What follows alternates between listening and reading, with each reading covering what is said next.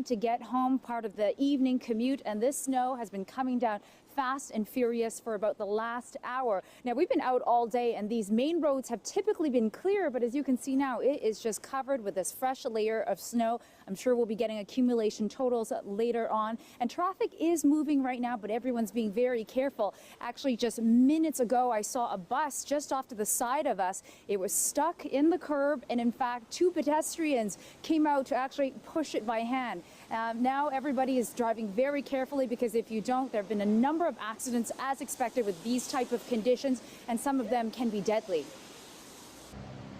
Early this morning, police were called to 228th Street in Maple Ridge. This Sprinter van had collided with an elderly pedestrian. The 85-year-old man died.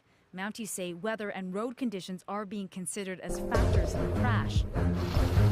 Across the Lower Mainland, accidents have been piling up. At Mitchell Island, this white SUV hit a dump truck. The truck scraped by a power pole, taking a chunk out of it. And in Port Moody, as a crumpled SUV and van are towed away, another accident holds up already slow traffic. With heavy snow so late in the season, it's turned a slow February into a busy one for Marco Naba and his crew. So we typically have about 100 calls during what we call the slow months. But yesterday we're in and around 160.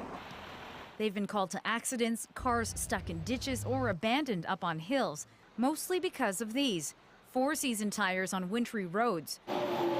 Those with the smoothest commute today were likely transit riders, where crowds were thin, buses were slow but in working order, and delays were minimal on all SkyTrain lines. Not too bad, actually. I kind of left for a doctor's appointment like 2 hours early because of the mess that was happening yesterday, and it was fine, so I ended up being an hour and a half early. It's not as crowded as I thought it was going to be, but yesterday I didn't even try to leave the house because I was in contact with my friends, and to get to school I have to go to Lougheed, and they were sending videos of how full Lougheed was. So full, lineups yesterday went out the station and down the street. That was because only half the Expo and Millennium Line trains were running in the morning. We got more staff in today. We were able to just get more people out and get more trains out on the system too. So we were delivering a lot more service today than we did yesterday, thankfully. And we just, it's just generally been an easier day in terms of the loads at stations. Almost all school districts across the Lower Mainland are closed, including Vancouver, Surrey and Abbotsford. And it's a similar story on the South Island.